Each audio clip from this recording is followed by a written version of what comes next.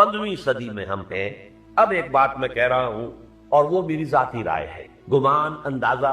اس میں مجھ سے اختلاف کرنے کا ہر ایک کو حق ہے۔ میرے نزدیک 15ویں صدی ہجری اب مجدد کامل الامام المہدی سلسلہ تجدید خلافت کی آخری کڑی کے ظہور کا وقت ہے۔ اس میں مجھے ایک تو قرآن مجید سے اشارہ ہے، میں اسے تفسیر نہیں کہتا۔ میرے نزدیک قرآن مجید میں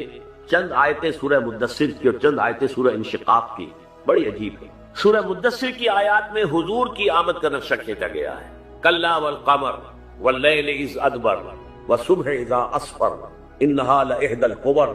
نذیرا للبشر لمن شاء منکم ان یتقدم او یتأخر۔ نہیں، قسم ہے چاند کی، کلا والقمر واللیل اذ ادبر، اور رات کی جبکہ وہ پیٹ موڑ لے جانے لگے اور صبح کی جبکہ وہ وطن ہو جائے۔ حضور سے پہلے 600 برس ایسے گزرے ہیں دنیا میں کہ نبوت کا سورج نہیں تھا، بس چاند جیسے مستعار روشنی چاند کی ہوتی ہے، تو سابقہ انبیاء کی مستعار روشنی تو کوئی دنیا میں تھی، دھندلی دھندلی جیسی چاند کی ہوتی ہے،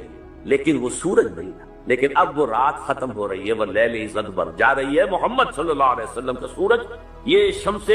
نبوت و رسالت طلوع ہو گیا۔ والصبح اذا اسفر انہا لإحدى الکبر، بہت بڑی باتوں میں سے ایک بات ہے جو ہوئی ہے، وہ معمولی واقعہ نہیں ہے، احدى الکبر،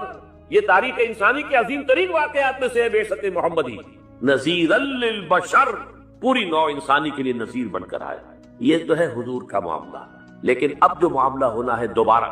اس لیے کہ خلافت علی من عادی نبوت دوبارہ اب قائم ہوگی انشاءاللہ۔ حضور کے بعد میں آپ کو بتا چکا ہوں، خلافت راشدہ ختم ہونے کے بعد سے زوال زوال زوال زوال زوال زوال زوال زوال زوال، تھوڑا سا 2.5 سال کا 2 سال کا وقفہ آیا ہے حضرت عمر بن عبدالعزیز کا، ورنہ زوال زوال زوال زوال زوال، اگرچہ اس زوال کو 1000 سال لگے ہیں۔ یہ عمارت جو محمد نے بنائی تھی ایک دن میں نہیں گر گئی صلی اللہ علیہ وسلم، کھنڈر بتا رہے ہیں عمارت عظیم تھی، 1000 سال کے بعد پھر یورپ کے سیلاب نے آ کر اس کو گرایا ہے اور ختم کیا ہے، ورنہ 1000 سال تک سطوت و شوکت کے ساتھ امت مسلمہ تو موجود رہی ہے، چاہے اسلام جو ہے وہ حکومت کی سطح پر موجود نہیں تھا۔ بہرحال اب جو اس کا دور آیا ہے دوبارہ خلافت علی من عادی النبوہ کا دور، اس کا نقشہ سورہ انشقاق میں کھینچا گیا ہے۔ فلا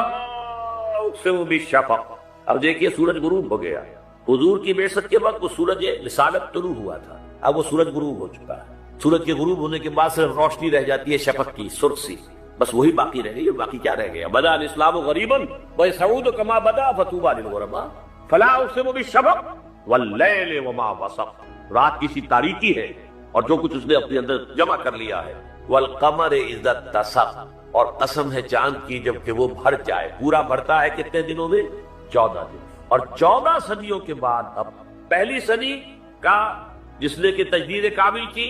عمر بن عبدالعزیز، 14 صدیوں کے بعد اب 15ویں صدی میں الامام المہدی کے ظہور کا وقت قریب ہے۔ اب جو کچھ مجھے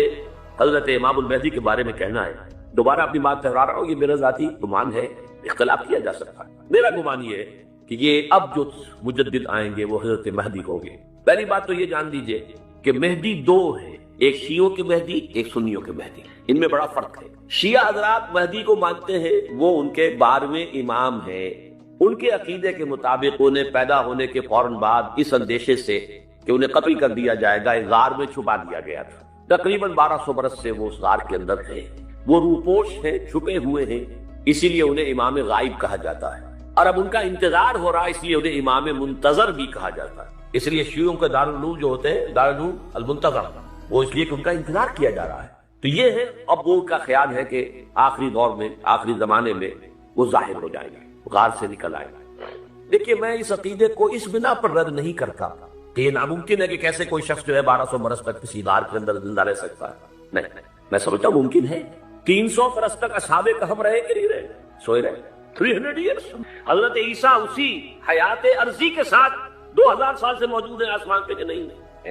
آپ کو معلوم ہے حضرت عزیر 100 برس تک مرنے کے بعد دوبارہ زندہ کر دیے گئے، فامات اللہ 100 عام ثم بعثہ، تو ناممکنات میں سے کوئی سوال پیدا نہیں ہوتا۔ لیکن یہ کہ آیا کوئی امامت معصومہ کا تصور قرآن اور حدیث سے ہمیں ملتا ہے؟ پھر یہ کیا یہ موروثی امامت کہ حضرت علی کی نسل جو حضرت فاطمہ سے چلی ہے اسی میں یہ امامت ہوگی؟ اس کے لیے ہمارے پاس کوئی دلیل نہیں ہے، ہم اس کو تسلیم نہیں کرتے۔ ہم تو سمجھتے ہیں کہ معصومیت ختم ہو گئی محمد الرسول اللہ صلی اللہ علیہ وسلم پر، خاتم المعصومین ہے محمد الرسول اللہ، اب ان کے بعد تو اجتہاد ہے اور خلافت ہے، عام معاملات میں اجتہاد ہوگا، نظام خلافت کا ہوگا۔ تو ہمارے نزدیک جو میں جس مہدی کا نام لے رہا ہوں وہ مہدی ہے جو ایک مجدد ہوں گے، جیسے کہ مجددین کے نام میں نے آپ کو گنوائے ہیں، مجدد الفسانی ہو، شاہ ولی اللہ ہو، سید احمد بریلوی ہو، شیخ الہند ہو، ایک ہوں گے انسان جو پیدا ہوں گے انسانوں کی طرح عام طور پر اپنی عمر کو پختگی کو پہنچیں گے، پھر وہ سامنے آئیں گے منظر پر، پھر وہ کام کریں گے، قیادت کریں گے، عرب میں ان کا ظہور ہوگا۔ دوسری بات یہ نوٹ کر لیجئے حضرت مہدی کے بارے میں، ہمارے ہاں احادیث کے جو مجموعے ہیں ان میں جو ٹاپ کے 2 مجموعے ہیں ان میں کہیں حضرت مہدی کا ذکر نہیں، نہ صحیح بخاری میں نہ صحیح مسلم، لیکن ہم اسے نظر انداز نہیں کر سکتے کہ صحائح ستہ کی بقیہ 4 کتابوں کے اندر موجود ہیں، لہذا نظر انداز نہیں کر سکتے، اگنور کرنا ممکن نہیں ہے۔ اب اس میں چاہتا ہوں کہ کچھ حدیثیں آپ کو میں سناؤں جن میں حضرت مہدی کا تذکرہ کیا گیا ہے۔ پہلی ہے وعن عبداللہ ابن مسعود قال قال رسول اللہ صلی اللہ علیہ وسلم، حضرت عبداللہ ابن مسعود سے روایت ہے، وہ فرماتے کہ حضور نے ارشاد فرمایا لا تذهب الدنيا حتى يملك العرب رجل من اہل بیتی، یہ دنیا ختم نہیں ہوگی جب تک کہ عرب پر میرے اہل بیت میں سے ایک شخص کی حکومت قائم نہ ہو۔ اور آپ کو معلوم ہے کہ آج تک عرب پر حضور کے اہل بیت کی کوئی حکومت قائم نہیں ہوئی، اور جب قائم ہوئی بھی تھی حضرت علی کو اگر شمار کیا جائے، اس لیے کہ حضور نے وہ جو مشہور واقعہ ہے کہ ایک چادر میں لے لیا تھا حضرت علی کو اور حضرت فاطمہ اور حضرت حضرات حسنین کو، اللہم ہؤلاء اہل بیتی، اے اللہ یہ بھی میرے اہل بیت ہیں، تو حضرت علی کی بھی حکومت منعقد نہیں ہوئی، پورے عالم اسلام پر ان کی حکومت نہیں تھی، اس لیے کہ شام اور مصر دونوں۔ پاکستان کے جو حالات ہیں ان میں کیا مشورے ہیں، اب میں ان چیزوں کے بارے میں آپ سے چند باتیں عرض کروں گا۔ پہلی بات تو یہ ہے کہ مشرق وسطیٰ کے مسئلے میں اس کے پس منظر کو سمجھ لینا چاہیے۔ ہمارے بہت سے احباب جو ہے وہ فوری طور پر وقتی صورتوں کو جیسے کہ حالات و واقعات ہوتے ہیں صرف انہی کے اعتبار سے رائے قائم کرتے ہیں، چیزوں کا پس منظر جو ہے نگاہوں کے سامنے رہنا چاہیے۔ اس صدی کا ایک مختصر سا نقشہ ذہن میں رکھیے، یہ 20ویں صدی کے آغاز کے وقت جسے ہم پورا کہتے ہیں مڈل ایسٹ، بلکہ صرف مڈل ایسٹ نہیں، پورا شمالی افریقہ سلطنت عثمانیہ کا حصہ تھا، خلافت عثمانیہ، لیبیا، الجزائر، مصر، پورا حجاز، یمن، پورا عراق، شام، اور یہ شام ہی کے حصے ہیں در حقیقت اردن اور لبنان، یہ سب یہ شام عرب، عراق عرب، یہ پورا علاقہ خلافت عثمانیہ یہ اس کا حصہ تھا۔ پہلی جنگ عظیم میں انگریزوں نے عربوں کو بغاوت پر آمادہ کیا، غداری پر آمادہ کیا، انہوں نے خلافت عثمانیہ کے خلاف بغاوت کی، بیج بوئے ان کے دلوں کے اندر نفرت میں، ابھارا انہیں تم ترکوں کے غلام کیوں ہو، تمہیں خود حاکم ہونا چاہیے، تم کھڑے ہو جاؤ ہم مدد کریں گے، تم بغاوت کرو، تم ان ترکوں کے خلاف ہماری مدد کرو، ہم تمہیں آزاد کر دیں گے، تم اپنے پاؤں پر خود کھڑے ہو جانا۔ یہ بہت ہی ہمارے لیے دردناک المیہ ہے اس پہلی جنگ عظیم کا۔ کرنل لارنس جیسا شخص، برطانوی استعمار، اور اس کے نتیجے میں عربوں نے بغاوت کی، اور اس قدر دردناک بات آپ کو بتا رہا ہوں، میں پہلی مرتبہ جب سن 62 میں حج کے لیے گیا مدینہ منورہ میں، ابھی وہ ریل کے انجن کھڑے ہوئے تھے۔ یہ ترکی کے زمانے میں، سلطنت عثمانیہ کے زمانے میں بغداد سے مدینے تک ریلوے لائن تھی۔ یہ پورا ایک عالم سلطنت عثمانیہ، صرف سلطنت نہیں، خلافت عثمانیہ، پوری ٹرینیں جو ہے ترکوں کی اڑائی گئی، ہزاروں ترکوں کو شہید کیا گیا، یہاں تک کہ صحن حرم میں شہید کیے گئے سینکڑوں ترک۔ یہ جرم تھوڑے نہیں، معمولی نہیں، آج جس کی سزا مل رہی ہے معلوم ہونا چاہیے کہ وہ جرائم کون کون سے تھے۔ اب بھی جو لوگ گئے ہیں انہوں نے دیکھا ہوگا ترکی کا قلعہ موجود ہے اوپر پہاڑی کے اوپر، حرم کا جو سب سے بڑا دروازہ ہے باب ملک عبد العزیز، اس کے سامنے ایک لائبریری ہوتی تھی، اب تو غالباً وہ بھی گرا دی گئی ہے، اس کے پیچھے پہاڑی پر ترکوں کا قلعہ ہے پرانا، اس پر توپیں موجود تھیں۔ جب بغاوت ہوئی ہے جو حرم میں آئے ہوئے تھے ترک فوجی، ظاہر بات ہے نہتے، وہ تو نماز پڑھنے آئے ہوئے تھے، ان کو وہاں ذبح کیا گیا ہے، اور ترکوں نے اپنی توپیں استعمال نہیں کی کہ کہیں بیت اللہ کو کوئی گن نہ پہنچ جائے۔ بہرحال یہ غداری ہوئی ہے پہلی جنگ عظیم کے دوران، اور نہ صرف ترکوں کے، عربوں نے کی ہے۔